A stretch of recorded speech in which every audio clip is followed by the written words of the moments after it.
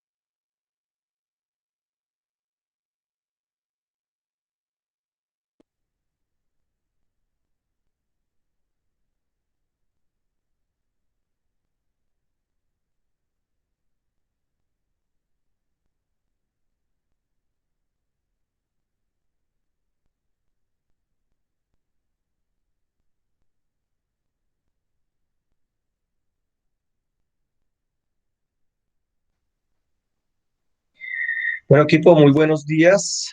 Nos encontramos de nuevo el día de hoy, lunes 12 de abril, dando los minutos de conectividad. Vamos a hacer un saludo aquí a los estudiantes que se encuentran de manera sincrónica, a Haider, a David, a Jackson, deseando que se encuentren muy bien.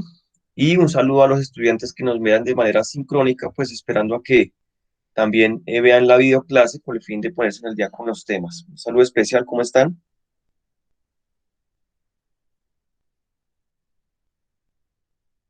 ¿Qué más, profe? Buenos días. ¿Cómo está Jackson? Muy bien, gracias. Buenos días, profe David. Sí, David, muy bien. ¿Cómo está?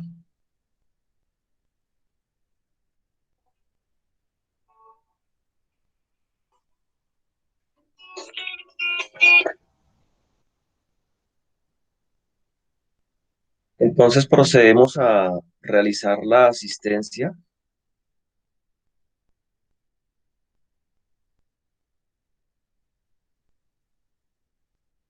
Me permiten, estoy abriendo el archivo.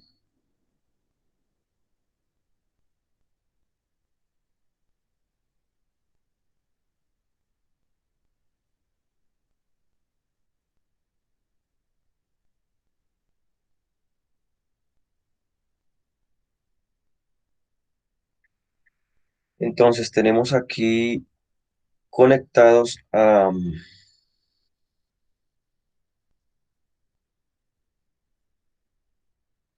David Hurtado,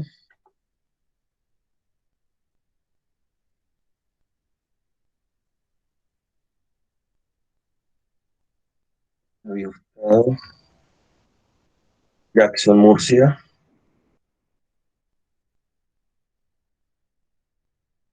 listo, y Haider Cruz.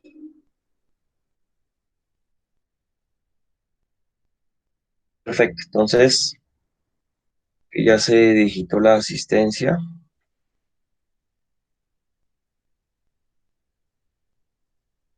Bueno, entonces procedemos a la sesión del día de hoy.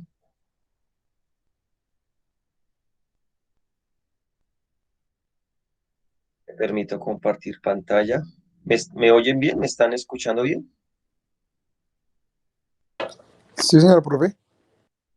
Ah, bueno, muchas gracias. Siempre dando conectividad.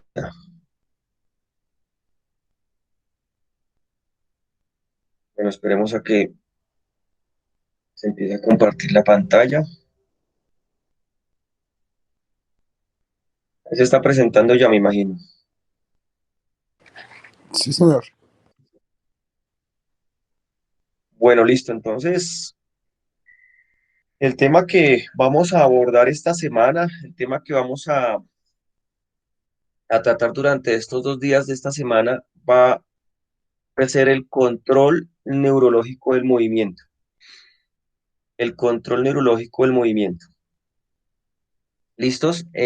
Tenemos unos objetivos de este control neurológico de movimiento y es empezar a identificar estos componentes que permiten se detecte información y la transmitan hacia nuestro sistema nervioso central. Vamos a estar hablando de los usos musculares, órganos tendinosos de Golgi, corpúsculos de Pacini, y vamos también al final de la sesión, de estas dos sesiones, vamos a tratar de identificar algo de tratamiento de lesiones, debido a que pues va muy relacionado, va muy de la mano estas dos apreciaciones. Pues la competencia es que ustedes identifiquen y utilicen adecuadamente estos principios del control neurológico en movimiento en cada una de esas actividades profesionales. Entonces, pues entendiendo que algunos de ustedes ya están en sus labores profesionales, algunos ya están haciendo manejo de grupo, bueno, algunos otros de pronto puede que no, puede que algunos otros pues estén en proyección de aplicar sus conocimientos a nivel laboral.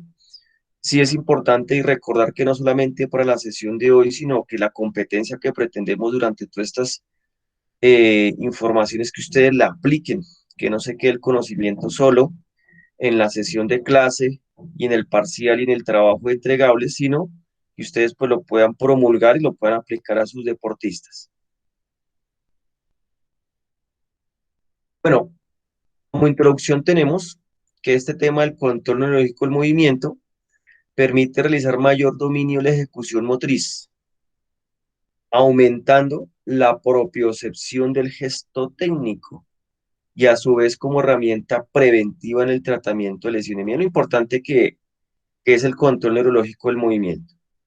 Va de la mano, vuelvo, repito, con la propiocepción y el tratamiento de lesiones. ¿Por qué? ¿Por qué creen que sucede esto?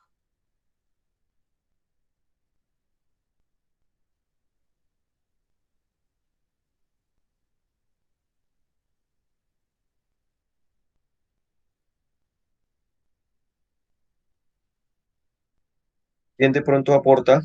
Porque hay una relación directa entre esas tres situaciones.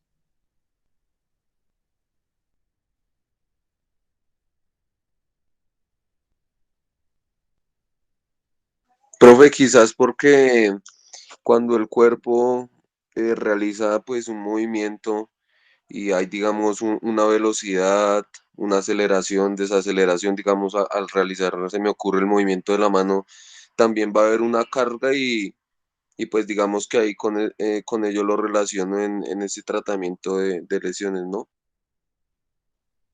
Sí, sí, señor, podemos orientarlo por ese lado. Para complementar, podemos verle la relación en el sentido en que el gesto técnico que usted le está enseñando a su deportista,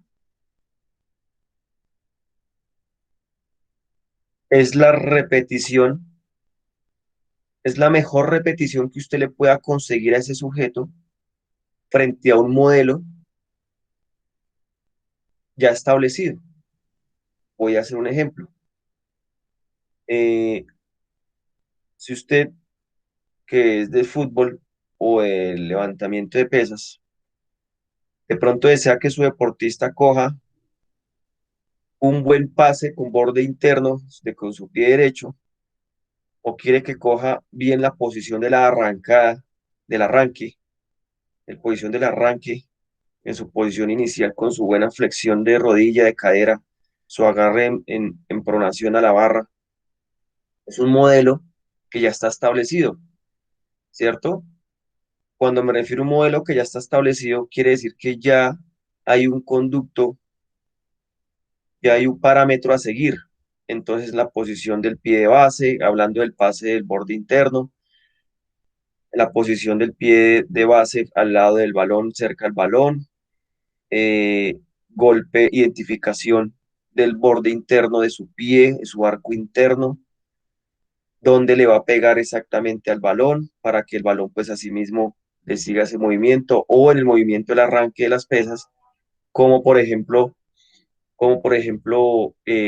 tiene que ubicar los pies debajo, inmediatamente los metatarsos debajo de la barra, que quede aproximadamente unos 1 a 3 centímetros al frente de su tibia. Eso es un modelo a seguir, son modelos a seguir. Entonces, en la manera que usted entienda que para que su deportista siga ese modelo, ese gesto técnico, pues el deportista debe tener control nervioso de su cuerpo, tiene que tener conciencia de su cuerpo, no solamente la fuerza, no solamente la velocidad, no solamente la flexibilidad y no solamente la resistencia, sino el control de esos pequeños movimientos, el control de esos pequeños gestos, ¿cierto? Que identifique que está tomando bien la barra, que identifique que está ubicando bien su espalda, que identifique que está haciendo la proyección del pecho y la mirada al frente, o por el lado del pase, que identifique que también tiene que llevar un panorama visual, una discriminación visual frente hacia dónde va a ser el pase, y eso no necesariamente implica fuerza, velocidad, resistencia o flexibilidad, sino implica un control de su cuerpo, una conciencia corporal, que ya pues para ahondar en ese tema ya tendríamos que hablar de motricidad. Pero justamente va muy de la mano justamente por eso, porque justamente hablamos de la conciencia corporal, y cuando hablamos de una conciencia corporal hablamos específicamente y netamente de la, de la, de de esa sinestesia, de esa kinestesia, ¿sí? Que es esa información somática que tenemos del cuerpo y que lo llevamos muy de la mano, que lo podemos determinar como esa propiocepción. Que el niño sienta o el joven o el adulto sienta que su pie izquierdo, si el pase va a ser con pie derecho, su pie izquierdo lo ubicó cerca al balón, que sienta eso, que tengo, Profe, como esos patrones de movimiento que van adquiriendo de manera repetitiva, ¿no? A través de los entrenamientos. tú hablas de un gesto muy básico, que son los patrones básicos de movimiento. Los patrones básicos de movimiento justamente son esos movimientos que en la evolución motriz del ser humano se deben entrenar, son los primeros en entrenar, ¿no? Esos patrones básicos de movimiento locomotores, no locomotores o de estabilidad, o los patrones de movimientos de manipulación. Entonces, enseñarle al niño a caminar, enseñarle al niño a correr, enseñarle al niño a gatear, enseñarle a ese sujeto a hacer equilibrio, a hacer un giro o a hacer lanzamientos o recepciones. Esos patrones básicos de movimiento son la base justamente pues para que cojan esos diferentes gestos técnicos de mucho mayor dificultad, pero ese sujeto, niño, niña, joven o adulto, pues debe tener conciencia de eso, de cómo lo hace, cómo se ubica mi cuerpo, cómo lo está realizando, y ahí es donde empezamos a tener esa conciencia corporal y entramos a tener netamente la responsabilidad de ese control neurológico del movimiento, de la mano con la propiocepción. Entonces, es de ahí, ahí es ahí donde parte el por qué debemos introducir en nuestros planes de entrenamiento,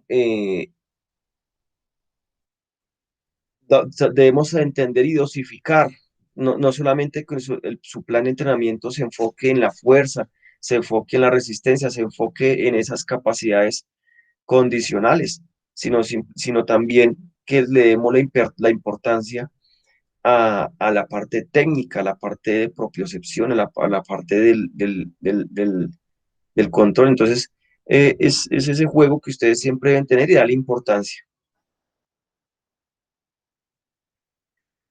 Para poder empezar a hablar del control neurológico del movimiento, tenemos que recordar este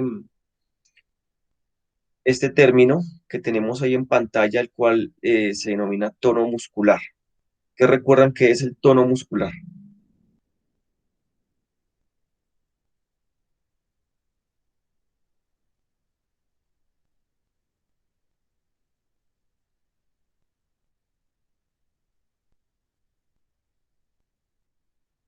Profe, pues usted alguna vez no lo habló en la clase y tiene que ver con, pues, con esa parte de la contracción, de los músculos, ¿no? Sí, señor. Sí, claro. Efectivamente es un término que lo hemos tocado y pues ahí el texto en la imagen nos lo está describiendo y justamente el, el, el tono muscular justamente es esa respuesta de nuestro aparato locomotor en donde, en donde nos permite mantener, donde nos permite equilibrar en su posición básica o mínima primordial la locomoción del ser humano. Es el estado de semicontracción, como el texto dice, del músculo de origen reflejo. ¿Por qué de origen reflejo? Porque a nosotros no a todo momento estamos conscientes de que estamos de pie, no en todo momento estamos conscientes de que estamos sentados. ¿Alguien va a opinar o alguien va a entrar a la sesión? No alcanzo a ver.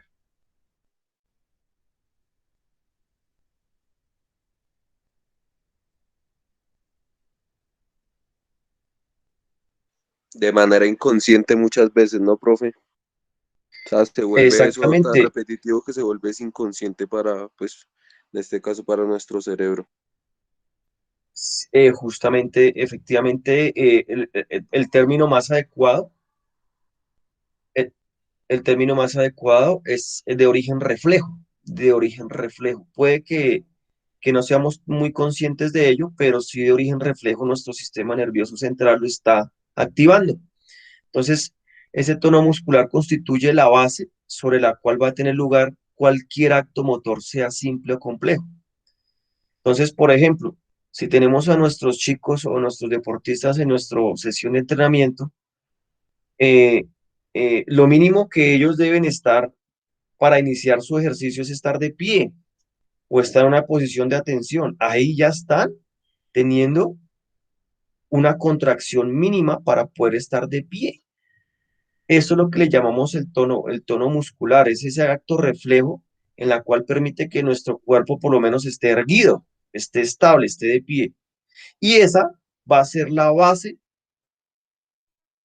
inicial para futuros movimientos, como lo dice el texto, movimientos simples, fáciles o complejos de mayor dificultad. Partiendo desde esa base fundamental, entonces yo como entrenador debo también de tener importancia, también debo darle el espacio para entrenar ese tono muscular, para entrenar ese mínimo acto reflejo del control muscular del deportista. A eso es lo que le llamo, o lo que se le llama un trabajo de propiocepción, un trabajo de control neurológico del movimiento, trabajos que se pueden realizar con equilibrios, trabajos que se pueden realizar con trabajos de coordinación.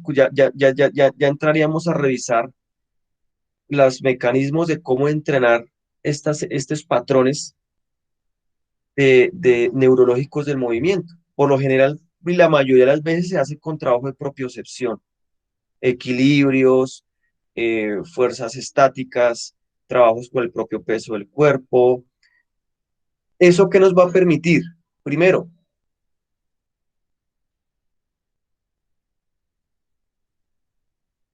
asegurar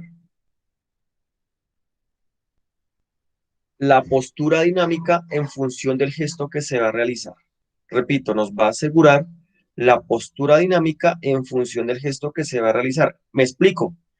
Entonces, si yo pretendo enseñarle al joven, al deportista que le llega a su gimnasio, a su sesión de clase, y usted de pronto le empieza a hacer la fundamentación de tomar la barra o de tomar el agarre de una mancuerna, así sea con el solo peso de la barra o así sea con el solo peso, el mínimo peso de la mancuerna, pues ojo, primero tenemos que asegurarnos si su tono muscular está ya adecuado. ¿Por qué? Porque le vamos en ese posible ejercicio, le vamos a aplicar una fuerza extra, una fuerza adicional al propio peso del cuerpo. Entonces yo como prevención o como cuidado, primero debo asegurar que su tono muscular de base está en óptimas condiciones. ¿Por qué? Porque no solamente es el grupo, el tejido magro del músculo, sino eso también viene acompañado, como lo hemos venido en sesiones anteriores, de su tendón, ¿cierto? De su periósteo, de sus ligamentos, de sus tejidos cartilaginosos. Entonces, yo debo primero velar porque ese tono muscular de base esté bien, esté activo, él tenga control de esos movimientos. Es muy evidente verlo en los niños, aproximadamente en los niños de los 8 9 10 años, en donde están adquiriendo todavía esas habilidades, esos patrones básicos de movimiento y están en ese desarrollo, es muy fácil verlo. De pronto no es muy fácil verlo a nivel juvenil o a nivel adulto mayor porque pues digamos que ya hay un completo desarrollo de su cuerpo, pero aún así es de cuidado detectarlo, es importante detectarlo. Pero por ejemplo en un niño es fácil verlo cuando cuando usted le da la orden de hacer un movimiento de alta complejidad y él de pronto pues no está en la capacidad de hacerlo. O cuando tú le pides el favor de que alce un objeto pesado y pues él todavía no tiene esa capacidad de llegar a levantarlo y tener la técnica o la postura adecuada. Es decir, yo debo velar porque primero haya un tono muscular adecuado para que eso me va a permitir tener un control neurológico de su movimiento.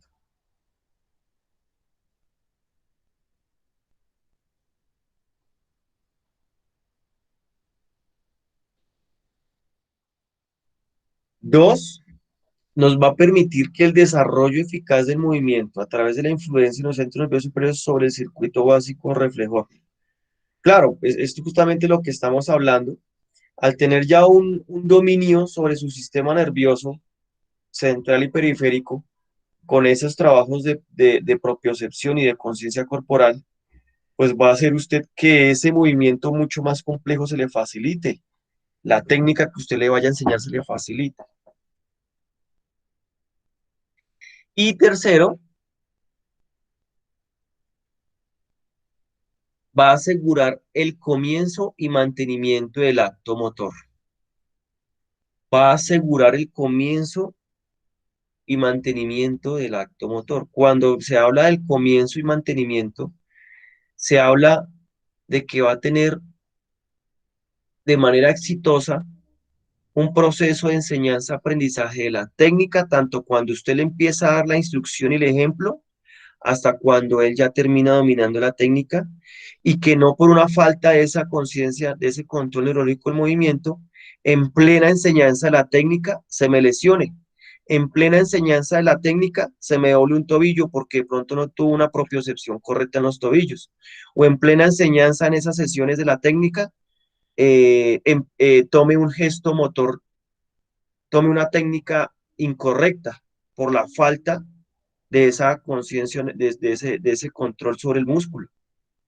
Y recordemos que una técnica incorrecta da espacio a una lesión a futuro.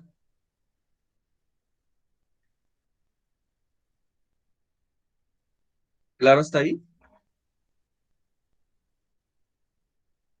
Sí, sí, sí, profe, claro que sí. ¿Ok? Bueno, los estudiantes que acaban de ingresar, bienvenidos. Yo, profe, yo le escribí, qué pena, profe. Ok, tranquilo. Y ahorita me acuerda para tomar la asistencia ahí. Listo, mi profe, listo. Bueno, aquí hablamos. Este es un esquema general, a grosso modo, de la organización de un reflejo o cómo nuestro cuerpo tiene esa vía,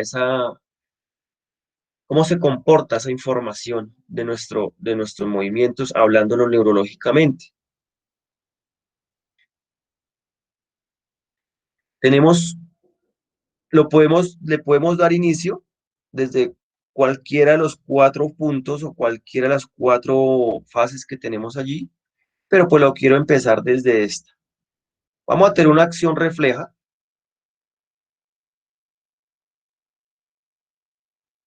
Esta acción refleja pues se puede representar por un estímulo sensorial, ¿cierto?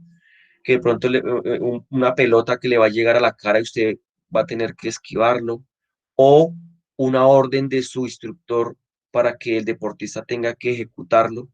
Va a haber una acción, sí va a haber un estímulo, una información que le llegue gracias a los sentidos, gracias a esa percepción visual, sensorial, somestésica, auditiva. Eso va a viajar de manera aferente. Recordemos que ese término aferente es que viaje hacia su cuerpo, hacia adentro, hacia su sistema nervioso central, por esas vías de información. ¿Cuáles son esas vías de información? Ya más adelante pues las vamos a describir mucho más detalladamente. Que pues justamente va a ser ese sistema nervioso central, su sistema nervioso periférico, vías aferentes, y esa información va a llegar al centro de elaboración de la información o el centro reflejo, que puede ser su médula espinal, o si de pronto la situación lo amerita, va a ser una acción cortical de nuestro cerebro, pero llega esa información a un centro de procesamiento. Y de acuerdo a la situación, de acuerdo a la necesidad o de acuerdo a lo que se le presentó a ese sujeto, hace ese procesamiento y lo ejecuta por esas vías de ejecución o vías eferentes.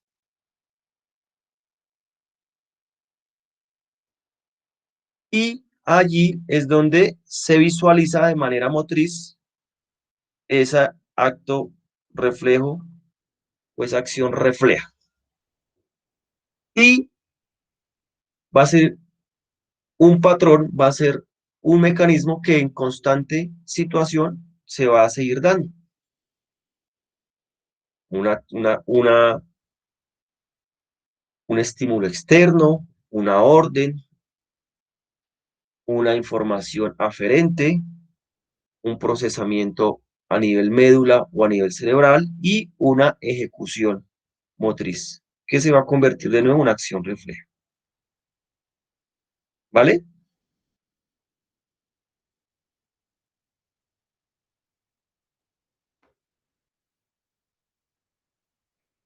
Listo, profe. Vamos hasta Sí, allí. señor. Listo. Perfecto. Sí, sí, señor. Perfecto, profe. Tipos de movimientos. Entonces es inherente también hablar de los tipos de movimientos. Pues tenemos en este momento aquí los tres que se nos visualizan en pantalla. Movimientos reflejos, movimientos rítmicos y movimientos voluntarios. Esos son los tres expresiones de movimiento de nuestro cuerpo,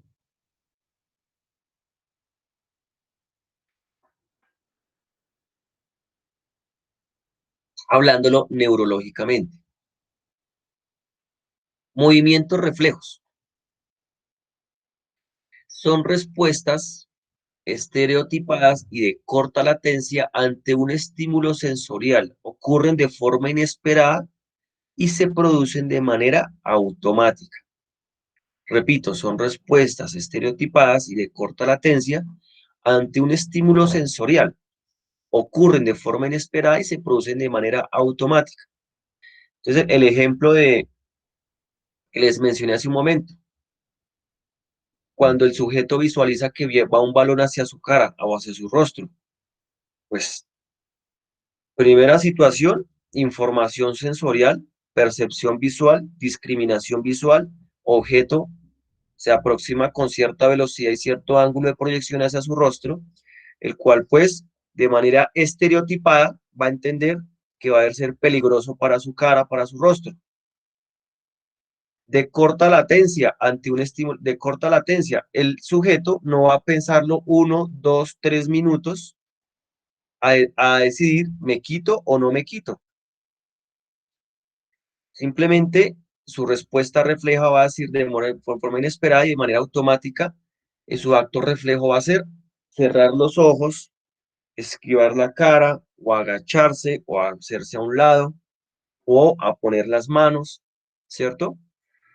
Entonces, de alguna manera son movimientos reflejos. También lo podemos tomar como ejemplo cuando involuntariamente acercamos la mano o una parte del cuerpo a una llama, a un fuego, ¿cierto? Que de pronto no somos conscientes de ello y apenas la somestesia, la percepción táctil nos envía esa información de que nos estamos quemando, pues el efecto reflejo, ¿cuál va a ser?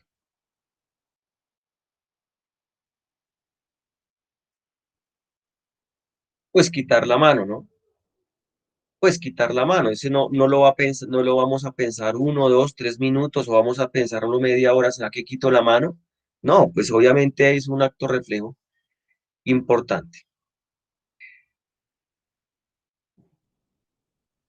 Movimientos rítmicos. Movimientos rítmicos son patrones motores rítmicos y repetitivos. La locomoción, la ventilación, cuando me hablo de la ventilación, la respiración, la mecánica, la respiración, inhalación y exhalación. Inhalo y exhalo. La masticación, ¿cierto? Ese movimiento rítmico se repite de manera automática, pero se puede modificar voluntariamente o por estímulos sensoriales aferentes durante su ejecución. Entonces ya son movimientos que si bien es cierto el cuerpo los tiene ya preparados y dispuestos biológicamente para repetirlos, pero pues de alguna manera ya tenemos un control sobre ellos. Y tenemos por último los movimientos voluntarios. Se encaminan en general a lograr un objetivo. ya es un movimiento que tuvo un procesamiento cortical, ya es un movimiento que ahí sí, al contrario del reflejo, lo pensamos, le hicimos su respectivo análisis y se hace de manera completa. Son modificables por completo durante su ejecución, excepto que su rapidez lo impida. Excepto que su rapidez lo impida. Bueno, ahí sí ya se hace, ya esos movimientos voluntarios obviamente están sujetos pues a las diferentes capacidades físicas condicionales del sujeto y pues de acuerdo a la necesidad del deporte que se ejecute o de la actividad que se esté moviendo.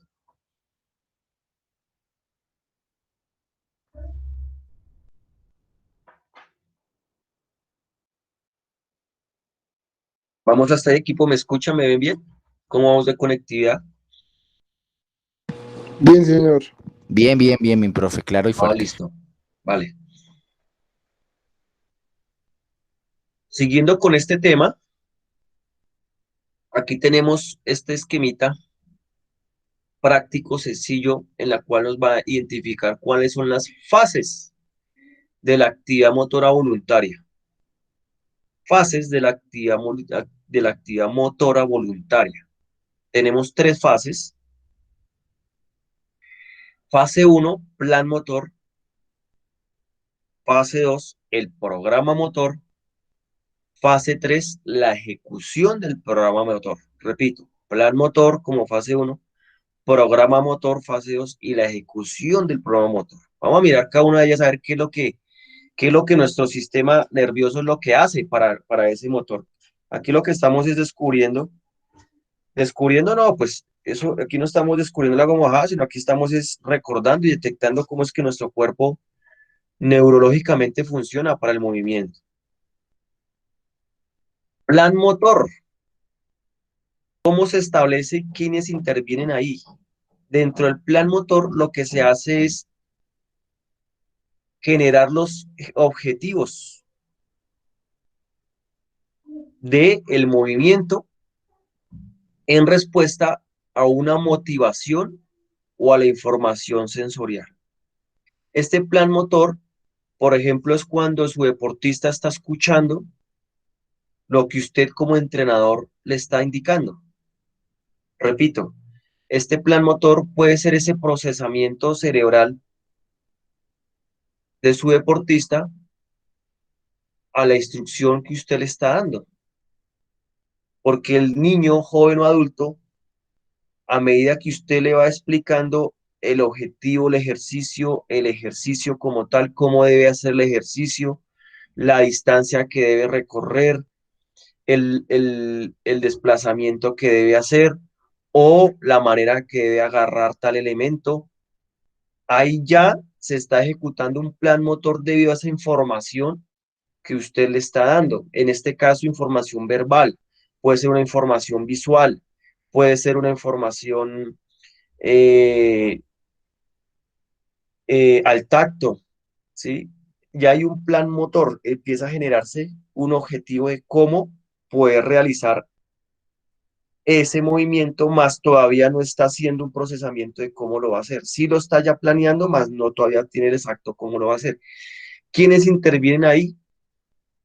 Las áreas corticales y subcorticales, estamos hablando a nivel cerebral, implicadas en el comportamiento. Ojo, implicadas en el comportamiento y la corteza asociativa. Es decir, ahí hasta ahora estamos haciendo, le estamos induciendo al deportista, le estamos induciendo cómo se debe comportar durante el movimiento. En ese plan motor, él en ese plan motor hasta ahora está indicando cómo se debe comportar frente a ese movimiento. En un primer momento, el sujeto se va a motivar respecto a, respecto a que lo quiere hacer rápido, lo querrá hacer bien, le va a generar esa emotividad de superarse a sí mismo, ¿sí? Más todavía, pues no implica cómo lo va a hacer.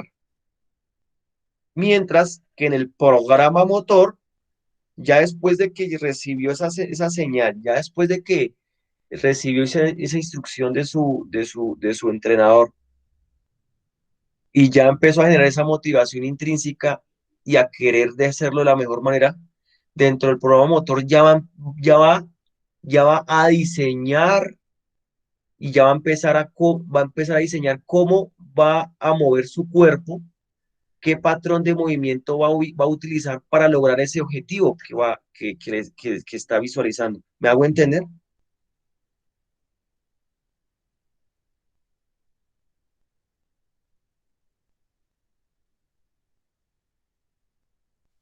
Sí, señor profe.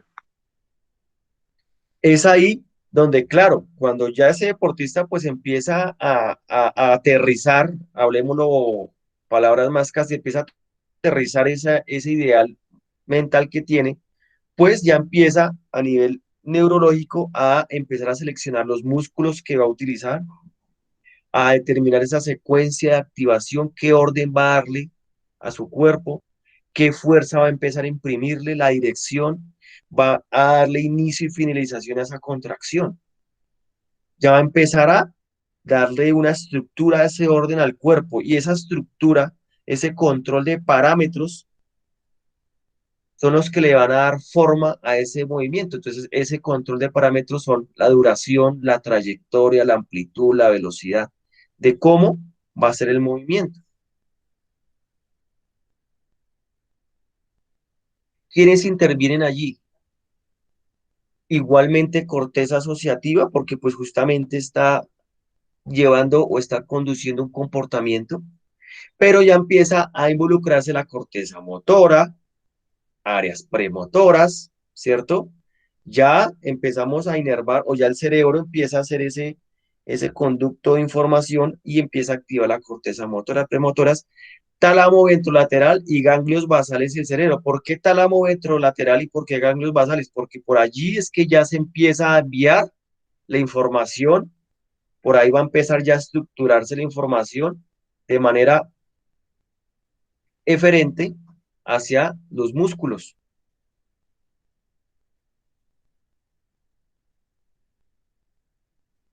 Claro, en ese programa motor, en este programa motor también va a suceder la siguiente situación, que esa información sensorial se va a ampliar para corregir y ajustar lo anteriormente realizado. Aquí en este programa motor sucede eso. Porque si de pronto es un movimiento que ya el sujeto lo había hecho anteriormente, si ya es un movimiento que no es la primera vez que lo hace, sino lo había hecho anteriormente, dentro de esta fase 2 del programa motor, el sujeto va a intentar arreglar, va a intentar modificar, va a intentar acoplar, va a intentar mejorar el movimiento que de pronto en su memoria motriz lo hizo en algún momento. ¿Listo? Entonces, si de pronto en el programa de entrenamiento de la temporada anterior, ese sujeto ya había hecho un movimiento predeportivo para el agarre de la barra en la fase inicial o en el primer jalón del arranque. Entonces, digamos que ya en esta temporada que volvió a repetir y se volvió a reforzar esa técnica, pues digamos que ese sujeto ya no solamente dentro de su plan motor va a estar motivado a hacerlo mejor o a empezar a utilizar esa sensación del cuerpo en la instrucción, sino dentro de su programa motor va a utilizar esa experiencia que tuvo en la temporada pasada y la va a ajustar, la va a corregir para que en el programa motor se le empiece a recordar el movimiento y pueda seleccionar los músculos de pronto de manera más organizada, de pronto le puede dar una mejor secuencia de activación, de pronto le puede imprimir una mayor fuerza y de pronto el inicio y la finalización de la contracción sea mucho mayor, de mayor claridad. ¿Me he hecho entender?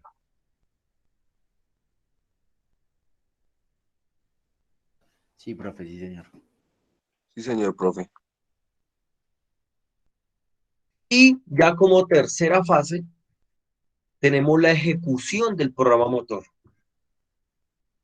Aquí ya estamos viendo es la activación de esas vías descendentes. Cuando me referimos a las vías descendentes, es que justamente aquí estábamos llegando en el tálamo ventrolateral en los ganglios basales. Aquí ya está bajando por nuestra médula espinal y está yendo esa información ya hacia hacia nuestros músculos, ¿sí? Pasa por la corteza y el tronco del encéfalo y controla la motoneurona de forma directa los circuitos de la médula espinal y a través de la interneurona. Es decir, aquí ya se ve en pleno cómo le envío la información, le doy la orden a todas esas estructuras que componen y que ya hemos hablado en sesiones anteriores para que se ejecute el movimiento. ¿Cuáles son las estructuras implicadas? La corteza motora, los núcleos trocoencefálicos, médula espinal, las unidades motoras, que ya son los que donde vamos a ver el movimiento. Interesante, ¿no?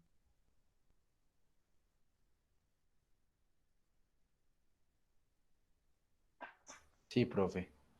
Igual, o sea, todo eso es una estructura que nos permite a nosotros de saber cómo funciona, por qué funciona y implementarlo ¿en qué? En nuestra parte laboral.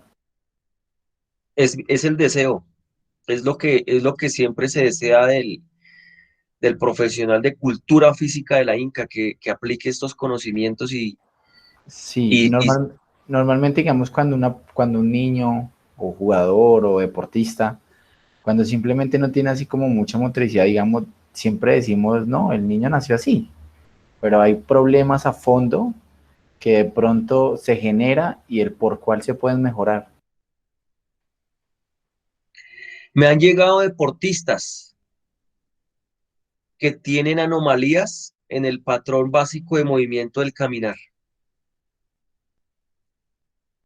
Me han llegado deportistas de diferentes edades con patrones básicos de movimientos anómalos al trotar.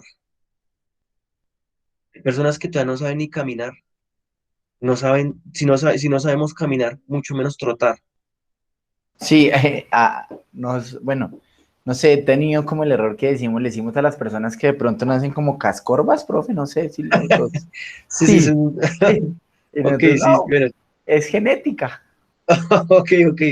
Bueno, bueno, el término al que te refieres, digamos que ya digamos, ya son anomalías ya osteomusculares, en el sentido en que de pronto hay una deformidad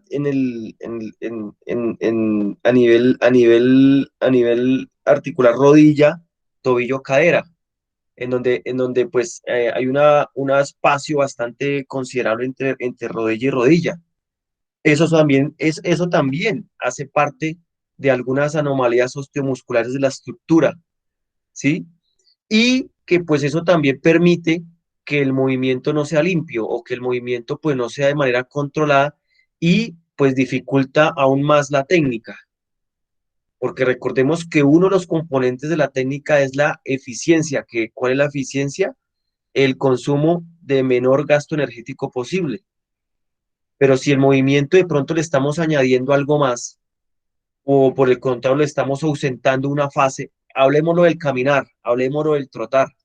Si le está quitando una fase del caminar o del andar, pues ya empieza a haber una generación de ciertos cambios a nivel, a nivel del desarrollo del movimiento, a nivel de la ejecución de la técnica, a nivel del gasto energético, ¿cierto? Pero volviendo al tema, es muy cierto. Le van a llegar a ustedes deportistas niños, jóvenes o adultos que no saben caminar, que pronto tienen un patrón básico del movimiento del andar erróneo. No porque de pronto tengan alguna dificultad genética o que de pronto tengan eh, eh, eh, de pronto desafortunadamente, y no quiero esperar nunca escucharlo de ustedes, no, es que este es malo, es que este deportista es malo, es que este niño es malo. O sea, a mí me da terror, a mí me da terror, a mí me da angustia escuchar profesionales, entrenadores diciendo eso. Me da pánico escuchar esas palabras porque por Dios santo, no comprenden la teoría del movimiento, no comprenden el control neurológico del movimiento y no entienden que de pronto en alguna fase sensible de su desarrollo motor no se le aplicó el estímulo adecuado para que justamente desarrollara un movimiento en específico. Simplemente fue eso. Y ahí lo que simplemente debemos hacer es volver a ir, rescavar, excavar en lo más profundo de su control neurológico el movimiento y empezar a hacerle esa, ese trabajo sensorial para que vuelva otra vez a tomar ciertos estímulos y vuelva a desarrollar ciertos patrones de movimiento que de pronto en algún momento en su desarrollo no se lo hicieron, no se lo hicieron, ¿sí? No, y que, profe, uno con una palabra construye o destruye al jugador o al estudiante, a la persona que tengamos a cargo. Totalmente cierto, totalmente cierto. Ustedes son los ídolos de sus deportistas. Usted es su primer ídolo en vivo y en directo de sus deportistas. Todo lo que usted diga, siempre y cuando se lleve una relación sana, consciente y transparente en su club o en su grupo de formación, lo que usted diga es ley para su deportista. Entonces, a mí me aterra ver entrenadores gritando a los niños, sometiéndolos, eh, bueno, sino más en el alto rendimiento, muchas veces, por más alto rendimiento que sea, y por más alto nivel que sea, aún así eso ya se está viendo obsoleto y hace pocos días, no sé si lo vieron, salió una nota donde una deportista de Japón denunció, bueno, más que denunció, pues no tanto llegó como a denuncio, pero sí informó una práctica bastante ortodoxa que estaba utilizando el entrenador para con ella. Y es que pues en una de sus prácticas, bueno, y es que igual también el deporte, digamos, es de contacto, pero pues es en el deporte del karate. Y entonces ella expresaba cómo en uno de los entrenamientos, el entrenador ya habría que ahondar en el tema, si fue con intención o sin intención, pues ella expresa que fue en pleno movimiento o en plena ejecución de la práctica, pues el entrenador con un palo o con un bastón, pues me imagino que estaban haciendo alguna técnica de esquive, de defensa, pues resultó golpeándole un ojo o en la cara con un palo. Pues la noticia fue boom en Japón y pues, ¿qué hicieron? Ahondaron en el tema. Entonces empezaron a intervenir, bueno, qué estaba pasando en los entrenamientos. Bueno, efectivamente los entrenamientos eran muy fuertes.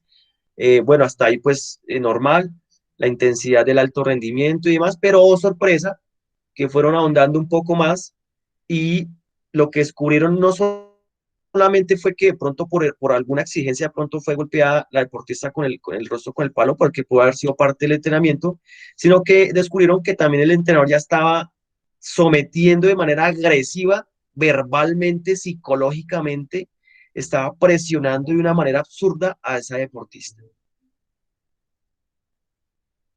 Y estábamos hablando del alto nivel, estamos hablando a nivel olímpico. Claro, pues de alguna manera si ellos están presionados, lo puedo entender desde la parte de la alta competencia en donde ellos van a ser van a ser van a ser los hospedadores de los olímpicos. Entiendo la presión de los resultados porque pues siendo la casa, pues tienen que dar nombre a su país, pero pues entra ese debate, ¿no? Entra ese debate. Acá pasa un tema parecido, profe. Yo no sé si mis compañeros o usted, profe, lo vio por noticias, que el entrenador, la mamá lo demandó por maltrato psicológico a la hija, o sea, a la deportista, porque pues el man los exigía el límite y eso prácticamente, el man hacía un sistema de entrenamiento muy rígido, ya que le decía que estaba o sea, con sobrepeso, pero con palabras muy hirientes. Y eso se llevó a tribunal y todo, profe, pero al fin y al cabo no pasó nada porque la niña quería seguir entrenando con él. Imagínese el amor al deporte que tuvo haber tenido esa deportista. Así Sí, será. no, y cuando miramos la edad era 7 años, pues en la gimnasia se comienza desde los 4 o 5. Ah, gimnasia. Uf, es que la gimnasia es otro deporte. Gimnasia artística, profe. No, ese deporte es uno de los más para mí, desde mi percepción como profesional. Uy, la gimnasia es uno de los más exigentes que pueden haber, la gimnasia artística. Si no es uno de los, si no es el más, es uno de los más exigentes por su densidad técnica.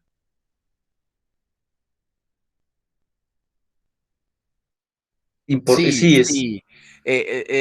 No, pero el caso fue chévere porque, o sea, ahí mostraron, la mamá lo grabó disimuladamente y el man le decía, así en términos, digamos, de la noticia, decía, es que usted está gorda, usted tiene que adelgazar, pero la niña tenía una flexibilidad enorme.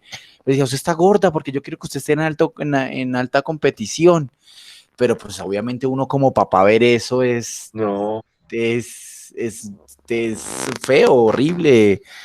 Entonces ella lo demandó, pero pues al fin y al cabo la niña dijo, no, es por mi bien, yo quiero seguir entrenando con él.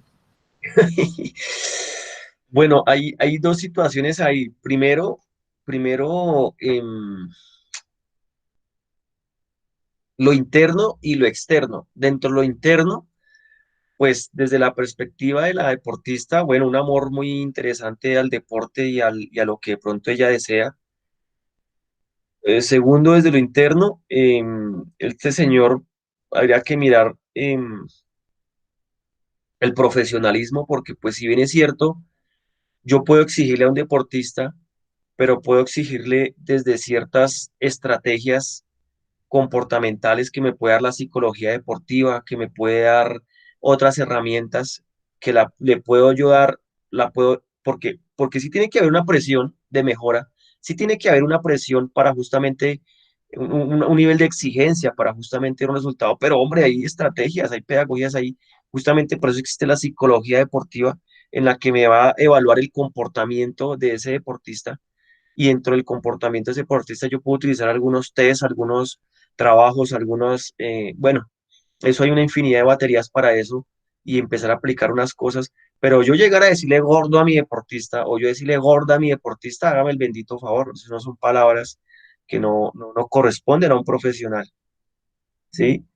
Yo fácilmente puedo hacerle unas medidas antropométricas, le puedo hacer una toma de pliegues, le hago una batería, un escrito, le plasmo esos datos sobre una hojita de Excel, le hago una exposición de manera técnica a mi deportista, le puedo explicar el índice de masa corporal en que ella se encuentra y le explico cuáles son todas las variables que pueden haber, los pro y los contra de su peso.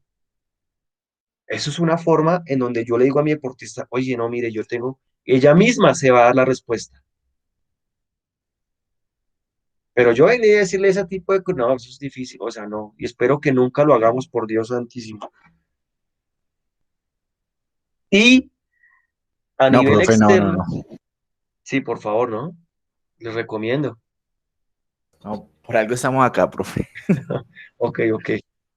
Y, y desde lo externo, ¿qué pasa? Eso al salir a los medios y eso al salir al público, y como desafortunadamente pasa en nuestro medio, pues queda más lo malo que lo bueno, entonces ya queda no el nombre del señor, no el nombre de la niña, queda en los medios la labor del entrenador, entonces ya categorizan el entrenador de gimnasia y categorizan la disciplina. Entonces ya manchan el título de entrenador y manchan el título de gimnasia, ¿sí? Entonces es un fenómeno comportamental de nuestra sociedad que pues hay que mejorarlo, es nuestra responsabilidad.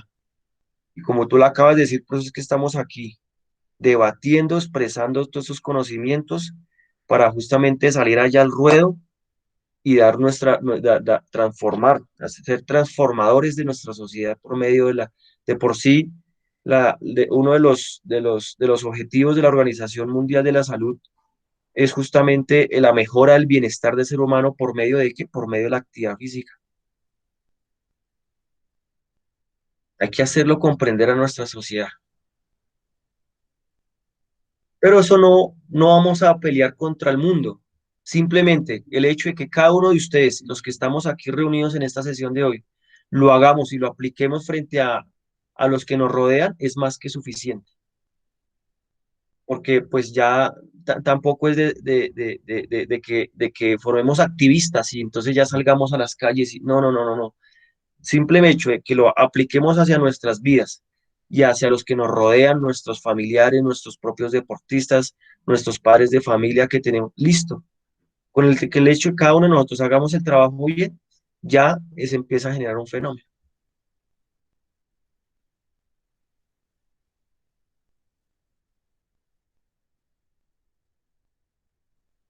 Aquí tenemos esas fases de la actividad motora voluntaria ya condensadas, de manera condensada.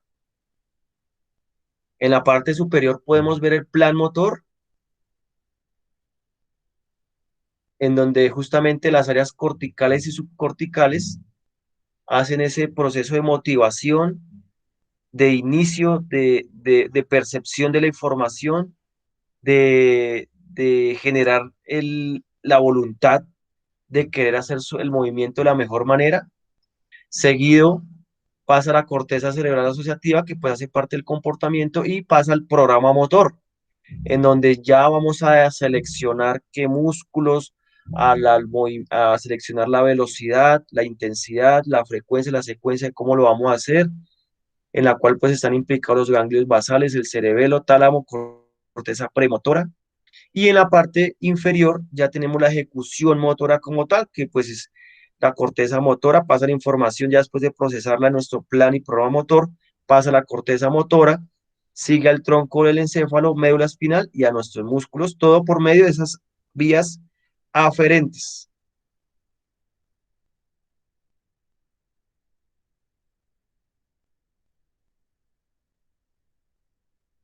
Esto que estamos aquí escribiendo, hasta cierto porcentaje es entrenable. ¿Cómo así, profesor, que hasta cierto porcentaje es entrenable? Sí, hasta cierto porcentaje es entrenable, ya que, si bien es cierto, podemos hacer ejercicios de propiocepción, control neurológico del movimiento, ejercicios de acción-reacción, para que justamente nuestra respuesta motora sea más eficaz. Hay un 90-95% genéticamente predispuestos y neurológicamente ya venimos diseñados para la velocidad de la conducción, me refiero a la velocidad de la conducción de esa señal nerviosa. La velocidad de la conducción de la señal nerviosa de David es diferente a la de Alex es diferente a la de Jackson es diferente a la de Sebastián es diferente a la del profesor. Todos nosotros tenemos una velocidad de conducción de esa información a nivel nervioso diferente,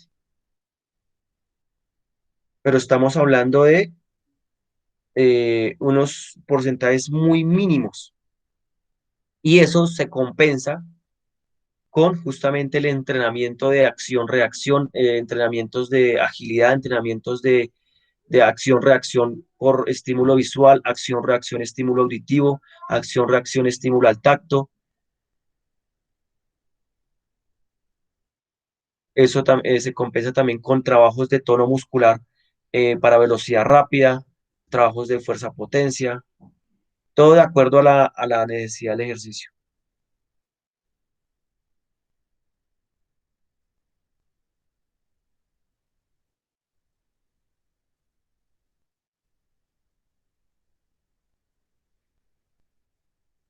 Entendiendo eso,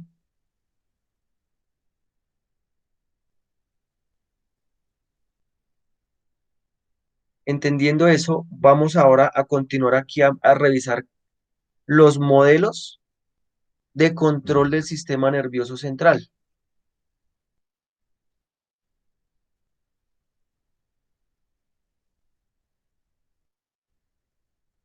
Tenemos dos.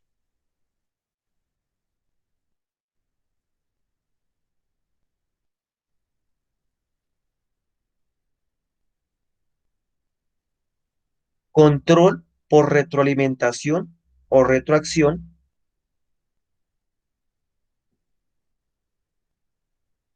y control por anticipación.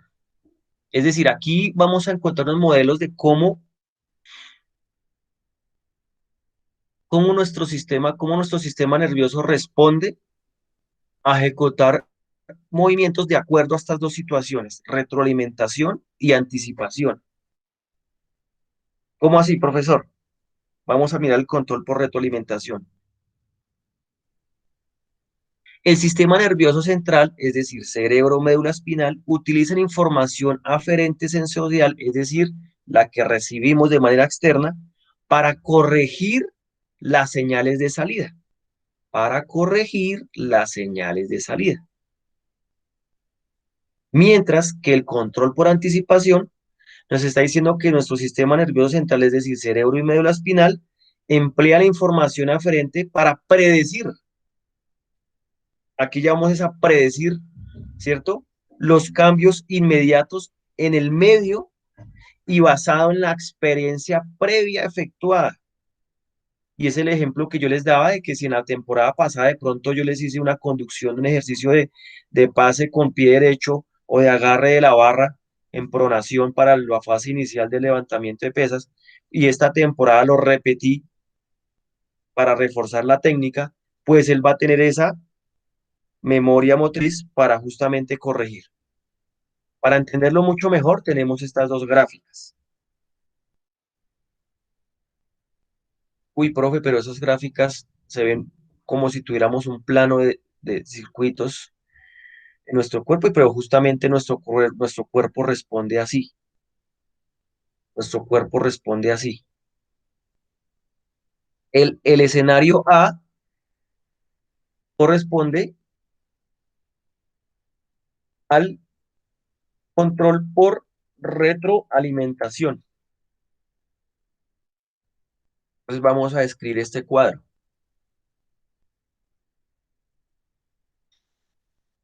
Vamos a revisar este A. Tenemos un estado deseado. Cuando me refiero a un estado deseado, me refiero a la técnica que se quiere. Bueno, este pasmoso a veces me hace a veces me raya ahí. Esa es la técnica que se desea, esa es la técnica que se quiere llegar, es la orden sensorial que me da el entrenador y quiero ejecutarlo. Está la orden motora. Cuando hago la orden motora, hay un comparador. Cuando me refiero a un comparador es que justamente nosotros empezamos a probar ciertos movimientos en fin de buscar el movimiento deseado.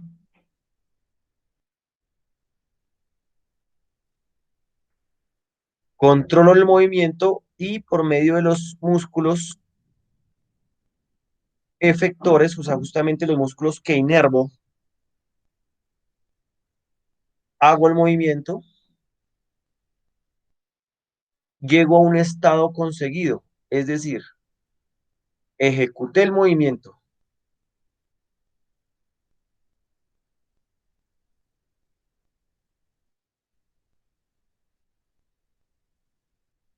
Hay unas aferencias sensoriales, es decir, cuando conseguí ejecutar el movimiento, sentí algunas sensaciones, sentí algunos movimientos, percibí algunas modificaciones, percibí muchas situaciones en la cual eso me genera una señal de retroalimentación para volver a compararlo. ¿Cómo así volver a compararlo? Pues volver a comparar el estado deseado, es decir, la técnica que debo hacer con la que conseguí. Y vuelvo y lo intento, vuelvo y ejecuto el movimiento, controlo el movimiento efectuado por los músculos, volvió a conseguir un estado adecuado, conseguido, volví y sentí algunas sensaciones en ese movimiento conseguido y vuelvo y lo comparo con ese estado deseado. Este más, este menos hace referencia a justamente esa regulación que hago si de pronto hice el movimiento muy, fuerte, entonces le bajo un poquitico la fuerza, o de pronto me excedí en la velocidad, le bajo un poquitico la velocidad, o por el contrario me faltó velocidad, entonces le aumento la velocidad, de acuerdo a esa comparación en el estado deseado al estado conseguido.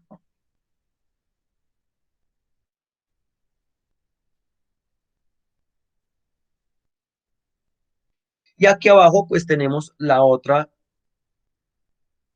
modelo de control,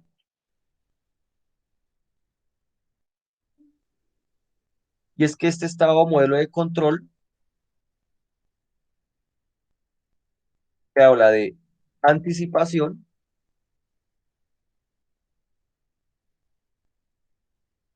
me dice que ya tengo un estado deseado, es decir, tengo ya la técnica visualizada y ya tengo unas aferencias sensoriales. Repito, ya tengo un estado deseado y tengo unas aferencias sensoriales. Es decir, ya hubo una experiencia motriz, ya hubo una experiencia motriz. Al tener ya esa experiencia de motriz, pues antes de iniciar ese movimiento tengo un sistema anticipador, es decir, dependiente de esa experiencia y esa memoria, en la cual voy a ejecutar el movimiento, consigo la técnica, logro hacer el movimiento que de pronto espero, constado conseguido, pero obviamente eso va, esta fase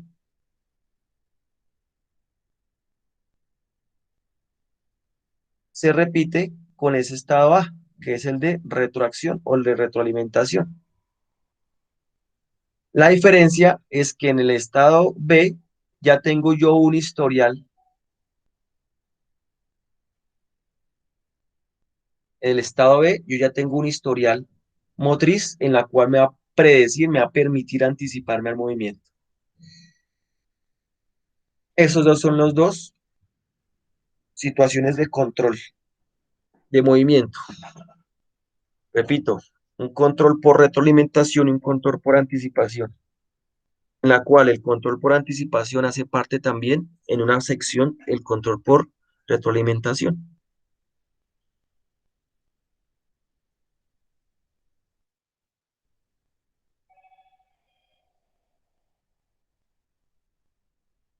Vamos hasta ahí, equipo.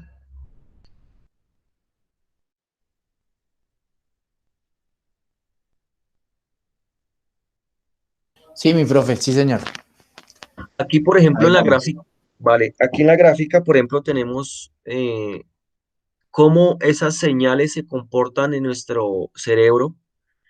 Tenemos ahí en la gráfica los diferentes, el cerebro con las diferentes, sus diferentes partes, que bueno, ya eso ya lo vamos a ver en el sistema, en la sesión del sistema nervioso.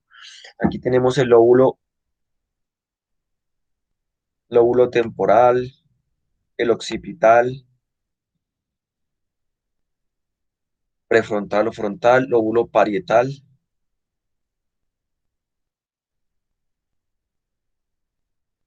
Y vemos cómo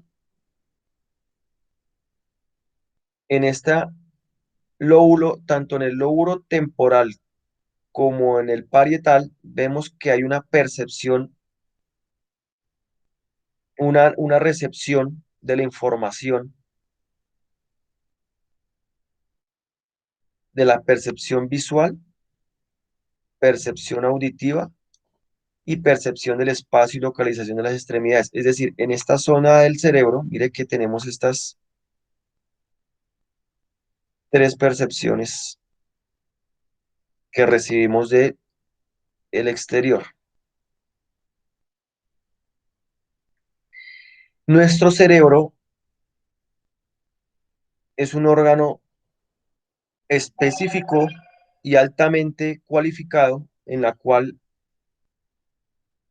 por medio de esas tres recepciones de información, él hace la planificación del movimiento en la corteza prefrontal y luego que hace esa planificación del movimiento en la corteza prefrontal, la pasa a la corteza premotora que está en este momento sombreada en verde y área motora suplementaria asombrada en café, para que haya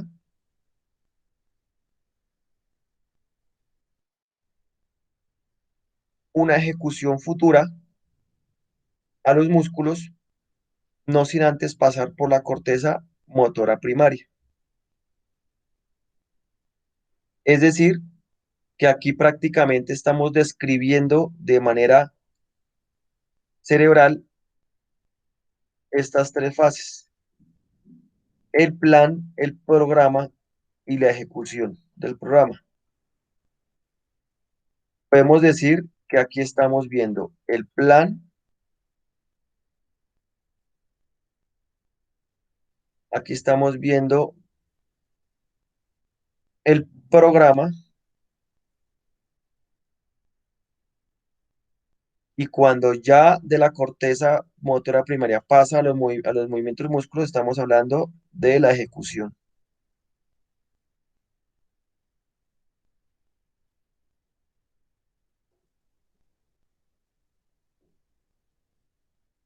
Plan,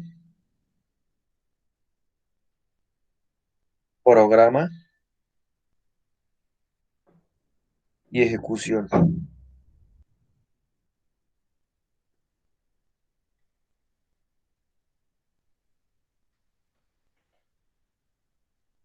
Situaciones que suceden en milisegundos, situaciones que suceden en instantes, situaciones que suceden en pleno juego, en enseñanza de una técnica. Aquí les presento el homúnculo. ¿Sí se acuerdan cuál es el homúnculo? No, profe. El homúnculo es justamente esa deformación de la figura del cuerpo humano, tratando de explicar las áreas que el cerebro se implica, o las áreas del cerebro que intervienen para el movimiento del cuerpo. Entonces podemos ver que hay unas figuras, la figura del hombre, pero está desplazada durante este corte transversal del cerebro. Entonces miren que aquí en esta parte estamos tomando un corte transversal del cerebro, y este corte lo estamos enviando aquí en esta gráfica más grande. Y estamos viendo que este es el hemisferio izquierdo del cerebro. Vuelvo y repito, ese es el corte transversal de este cerebro. Y estamos viendo que esta área de este hemisferio izquierdo, aquí estamos justamente seccionando esta área motora, ¿no? Miren el segmento que estamos cortando ahí. Esta área que está aquí como en lila, ¿cierto? Que es la corteza motora primaria, es la que justamente está seccionada aquí. Esta corteza que está aquí, miren, esta es la corteza motora primaria. ¿Sí la ven?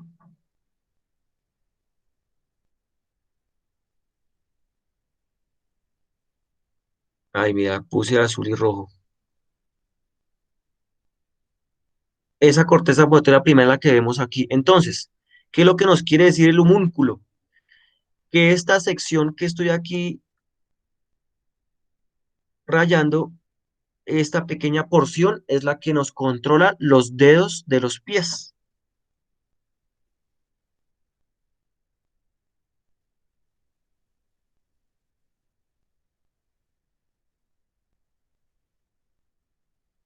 Esta otra sección de esa corteza motora primaria es la que nos controla el tobillo.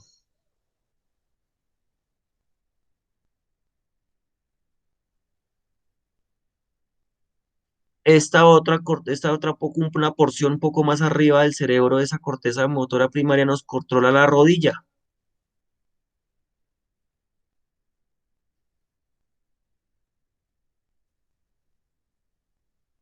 Esta otra porción nos controla la cadera.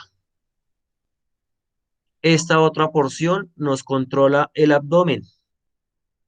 Esta otra porción nos controla el tronco. Esta otra porción nos controla los hombros. Esta pequeña porción nos controla el brazo. esta otra pequeña porción, el codo, esta otra porción, el antebrazo, esta otra pequeña porción, la muñeca. Y miren que aquí viene algo interesante. Esta porción, mano, esta pequeña porción, el meñique, esta porción, el anular, esta porción, el medio, sí, el dedo medio, esta porción, el índice, y miren esta porción que da el pulgar. Es decir, que si yo uno toda esta porción que controla la mano y los dedos, miren toda esta porción del cerebro que está controlando.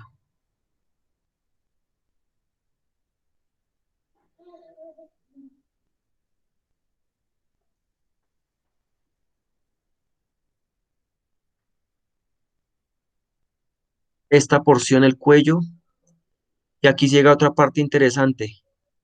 Esta porción del cerebro, el párpado y globo ocular, esta porción, la cara, esta porción, los labios y maxilares y lengua, y esta porción, la lengua. Mire todo lo que ocupa lo que es la cara.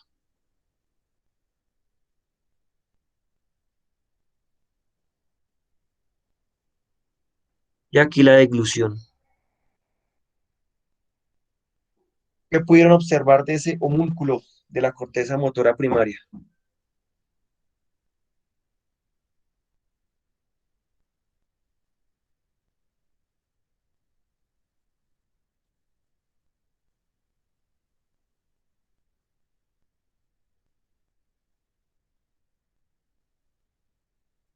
Pues, profe, como la iniciativa, no, es como la que nos da toda la parte de los neurotransmisores y generar toda la movilidad del aparato locomotor, ¿sí? Es como una parte muy importante, ¿sí? Del cerebro que nos ayuda a ejecutar dicho movimiento o dicha acción motora. Perfecto, sí, señor. Y miren cómo lo que es la mano y la cara se lleva gran porción de esa corteza motora, ¿no? Sí, sí, sí, sí, sí, como esa coordinación oculomanual. Entonces, por ejemplo, podemos comprender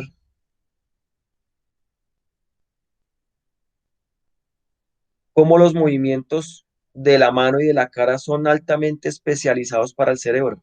Es decir, el cerebro tiene que ocupar gran parte de su segmento de corteza motora para ejecutar movimientos de la mano y de la cara. Y si usted hace análisis de esa situación, pues evidentemente es cierto. La mano es una biomecánicamente es una maravilla de la mecánica porque permite, implica varios movimientos, agarres, sujetaciones. Mira el dedo pulgar, todo lo que ejecuta. Este dedo pulgar es una maravilla de la parte prensil de la mano. Y igual el rostro. El rostro, lo que es la cara, lleva bastante corteza premotora. Entonces, es de gran importancia y lo que le exige al cerebro, pues manejar.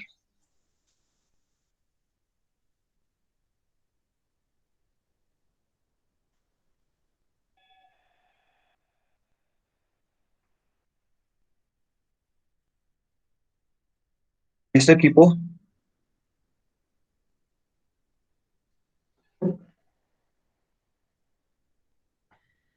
Entonces, vamos hasta ahí. Sí, mi Sí, profe. señor. Sí. Vamos a dudas, preguntas, apreciaciones. No, está entendible el tema, profe, y el objetivo de la clase está bien direccionado. Ok, perfecto, perfecto. Listo, equipo, vamos a dejar hasta ahí para de pronto no saturar más información. La otra parte ya la seguiremos en el viernes para seguir abordando este control neurológico del movimiento. Listo, mi profe, vale. ¿Listos? Entonces, me despido, no sin antes recordar que pues hoy tenemos entrega, ¿cierto? Sí, sí, señor, sí, señor. Por favor, hoy tenemos entrega para que estén pendientes de la entrega. Por favor, bien elaboradito, bien diseñaditas contestan bien esas situaciones, problemas que les pongo, y el resumen bien elaboradito, por favor. Listo, mi profe, listo. Bueno, entonces, de esta manera, pues terminamos. Éxitos, bendiciones y espero que se Gracias, profe, encuentren buen día, que muy esté bien. muy bien. Listo, Listo, profe, profe, muchas feliz, gracias. feliz día, Dios Bueno, lo Alex, bendiga. bueno, Jackson, éxitos a todos.